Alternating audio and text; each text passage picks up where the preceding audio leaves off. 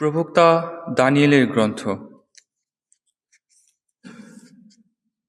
একসময় মেদীয় রাজা দারায়ুস তার সমগ্র রাজ্যের ভার দানিয়েলের হাতে তুলে দেবার কথা ভাবতে লাগলেন।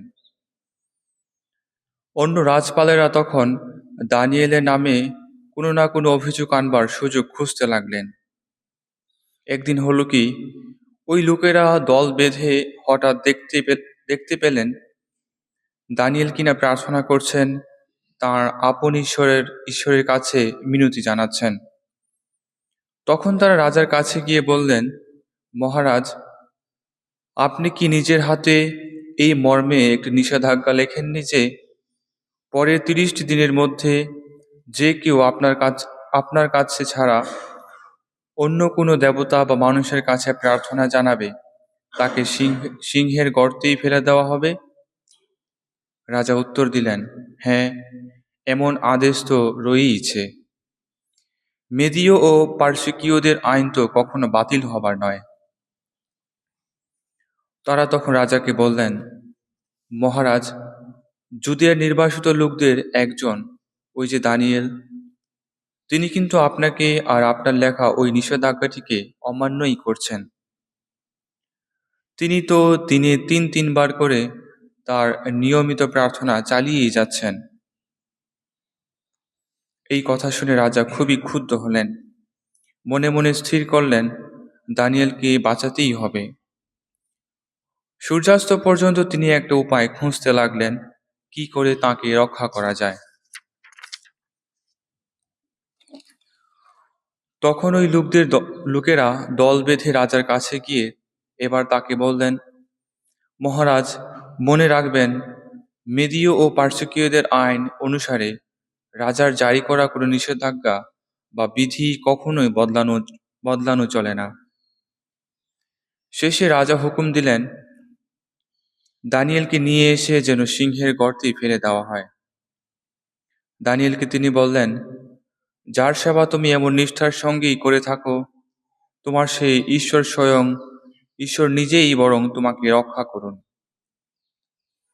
তারপর একখানা বড় পাথর এনে সেই গর্তের মুখে বসিয়ে দেওয়া হলো।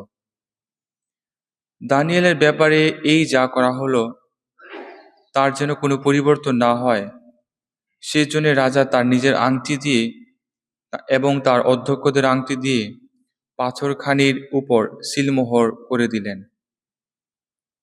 তারপর তিনি নিজের প্রাসাদে ফিরে গেলেন।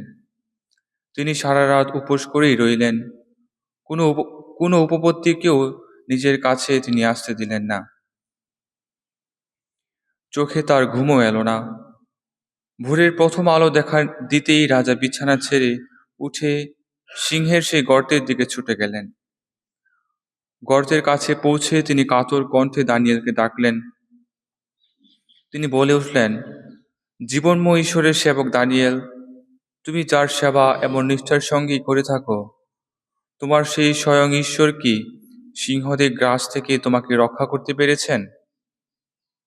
দানিয়েল উত্তর এলো, চিরজীবী হন মহারাজ, আমার ঈশ্বর তার আপন দূত পাঠিয়ে সিংহদের মুখ তো বন্ধই করে দিয়েছিলেন। তারা আমার কোনো ক্ষতিই করেনি, কেননা ঈশ্বরের দৃষ্টিতে আমি যে নির্দোষ, আর আপনার দৃষ্টিতেও আমি তো কোনো অন্যায় করিনি মহারাজ। রাজার তখন কি আনন্দ! তিনি দানিয়েলকে গর্তের মধ্য থেকে তুলে আনতে হুকুম দিলেন। তাই দানিয়েলকে তুলে আনা হলো। তখন দেখা গেল তাঁর গায়ে এতটুকু আঁচড়ও লাগেনি, কেননা তিনি যে তার ঈশ্বরের উপরই আস্থা রেখেছিলেন। তখন রাজা হুকুম দিলেন যে যারা দানিয়েলের বিরুদ্ধে অভিযোগ এনেছিলেন তাদেরই নিয়ে এসে যেন সিংহের গর্তেই ফেলে দেওয়া হয়, আর সেই সঙ্গে তাঁদের স্ত্রী ও সন্তানদেরও।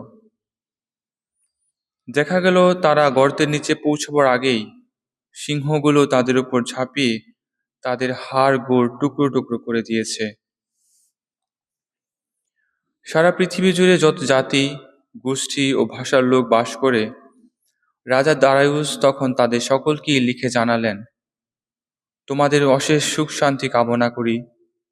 আমি এখন এই আদেশ জারি করছি যে আমার রাজ্যে, আমার শাসিত সমস্ত অঞ্চলে দানিয়েলের ঈশ্বরকে সকলেই যেন ভীতি ও সম্ভ্রম করেই চলে। কেননা জীবনময় ঈশ্বর তিনি, চিরবিদ্যমান তিনি। তাঁর রাজত্ব কোনোদিন বিনষ্ট হবার নয়, তার প্রভুত্বও শেষ হবার নয়। মানুষের রক্ষাকর্তা তিনি, উদ্ধারকর্তা তিনি। আকাশ ও পৃথিবীর বুকে তিনি নানা ঐশ নিদর্শন ঘটিয়ে থাকেন, নানা অলৌকিক ঘটনা ঘটিয়ে থাকেন। সেই তিনিই সিংহদের কবল থেকে দানিয়েলকে রক্ষা করেছেন। প্রভুর বাণী। যুবক ত্রয়ের গীতিকা। তাঁর স্তব গান করো, চিরদিন করো তাঁর জয়গান।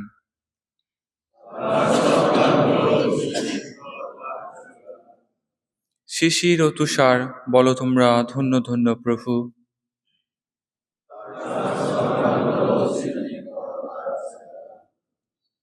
হিম ও হিমানি বলো তোমরা ধন্য ধন্য প্রভু।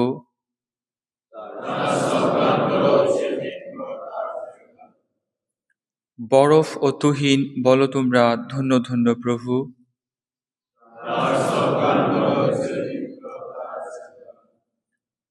দিন ও রাত্রি বলো তোমরা ধন্য ধন্য প্রভু।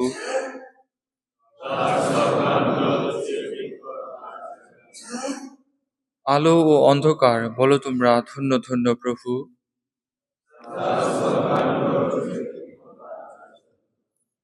মেঘ ও বিদ্যুৎ বলো তোমরা ধন্য ধন্য প্রভু।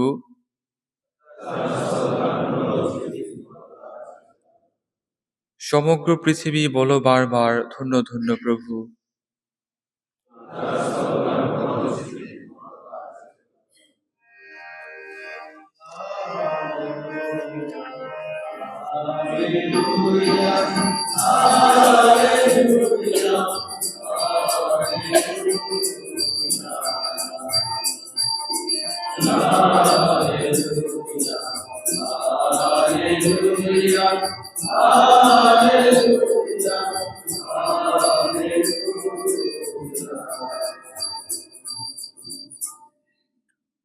তোমরা সোজা হয়ে দাঁড়াও, তোমরা মাথা তুলেই দাঁড়াও, আর দেরি নেই, এলো মুক্তির দিন।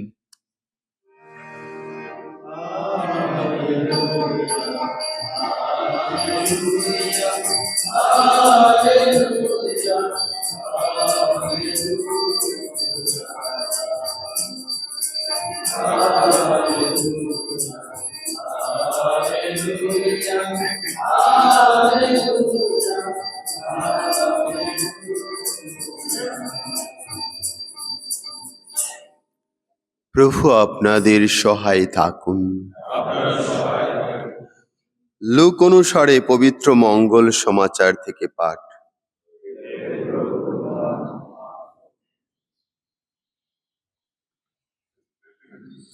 যিশু একদিন তার শিষ্যদের বললেন, তোমরা যখন দেখবে সৈন্যদল জেরুসালেম ঘিরে ফেলেছে, তখনই যেন তার সর্বনাশ ঘটতে আর বেশি দেরি নেই। তখন যারা জুদেয়ায় থাকবে তারা যেন পার্বত্য অঞ্চলে পালিয়ে যায়, যারা জেরুসালেমে থাকবে তারা যেন শহর ছেড়ে চলে যায়, আর যারা গ্রামাঞ্চলে থাকবে তারাও যেন জেরুসালেমে এসে না ঢোকে। কারণ সেই দিনগুলো হবে মহাশাস্তির দিন, শাস্ত্রের সমস্ত কথা সত্য হবার দিন। হায় রে সেই মায়েরা, যারা তখন সেই দিনগুলোতে গর্ভবতী থাকবে, কিংবা যাদের কুলে থাকবে দুধের শিশু। কারণ দেশের উপর তখন নেমে আসবে চরম দুঃখ দুর্দশা। এই জাতির বিরুদ্ধে জাগ্রত হবে ঈশ্বরের মহাক্রোধ। লোকেরা তখন প্রাণ হারাবে তলোয়ারের আঘাতে। তাদের বন্দি করে নিয়ে যাওয়া হবে বিজাতীয়দের যত দেশে। যতদিন বিজাতীয়দের ক্ষমতার যুগ সম্পূর্ণ শেষ না হয়, ততদিন তাদের পায়ের তলায় জেরুসালেম দলিতই হতে থাকবে। তারপর এক সময় সূর্যে, চাঁদে ও আকাশের তারায় নানা অশুভ নিদর্শন দেখা যাবে।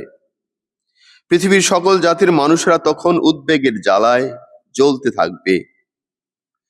সমুদ্রের তরঙ্গ গর্জনে তারা দিশেহারা হয়ে পড়বে। জগৎ সংসারের উপর যা কিছু ঘনিয়ে আসছে, আগে থেকে তার কথা ভেবে মানুষ ভয়ে ম্রিয়মাণ হয়ে পড়বে। কারণ নভমণ্ডলের যত প্রাকৃতিক শক্তি সবই তখন আলোড়িত হবে।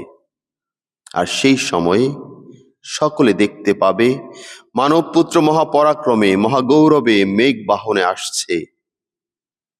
ওসব যখন ঘটতে শুরু করবে, তখন তোমরা সোজা হয়ে দাঁড়িও, মাথা উঁচু করে দাঁড়িও, কারণ তোমাদের মুক্তির দিন আসতে আর দেরি নেই। প্রভুর মঙ্গল সমাচার।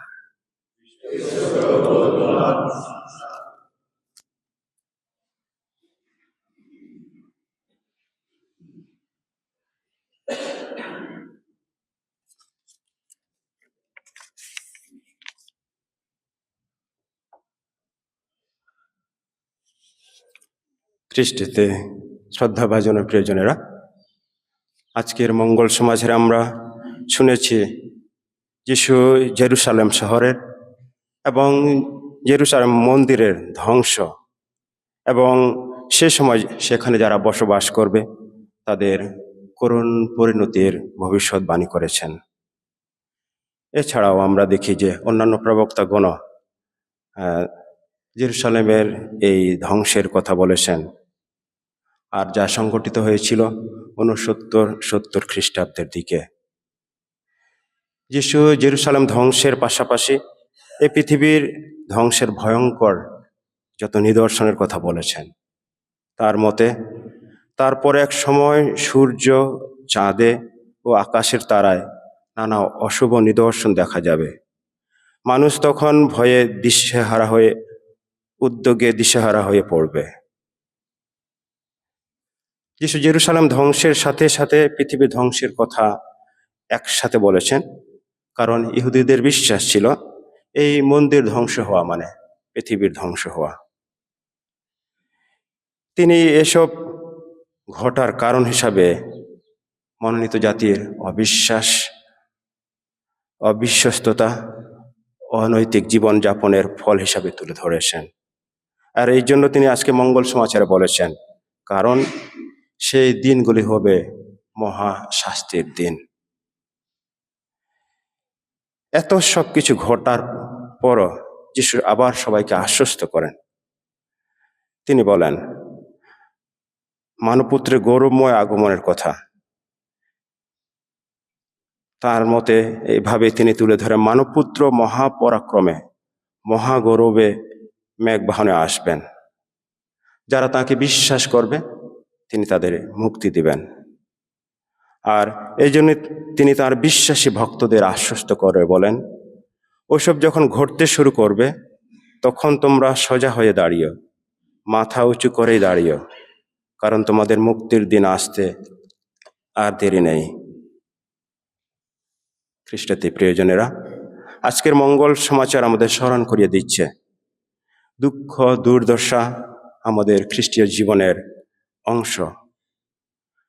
আমরা মনে রাখি, যখনই আমরা এমন অবস্থায় পড়ি তখনই যিশু আমাদের পাশে এসে দাঁড়ান। তিনি আমাদের শক্তি, সাহস, মনোবল জোগানোর জন্য পাশে থাকেন। আমাদের জীবনে তার উপস্থিতি আমাদের সমস্ত ভয় দূর করে, আশার সঞ্চার করে, মাথা উঁচু করে দাঁড়ানোর শক্তি যোগায়।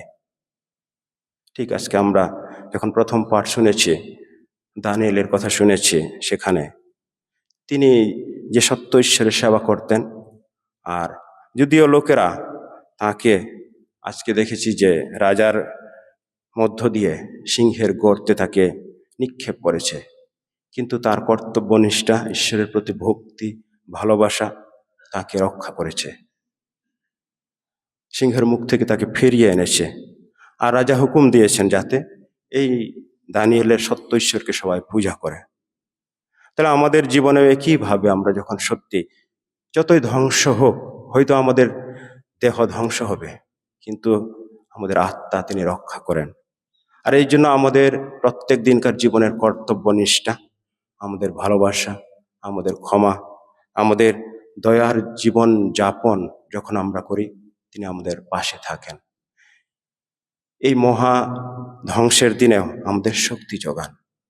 আসুন আমরা যিশুর এই ধ্বংসের কথা শুনেও যাতে আমরা উদ্বেগে ভেঙে না পড়ি, হতাশ না হয়ে পড়ি, কারণ তিনি আমাদের পাশে থাকেন, তিনি আমাদের শক্তি যোগান, যাতে আমরা মাথা উঁচু করে দাঁড়িয়ে থাকি এবং তার মুক্তির স্বাদ আস্বাদন করতে পারি।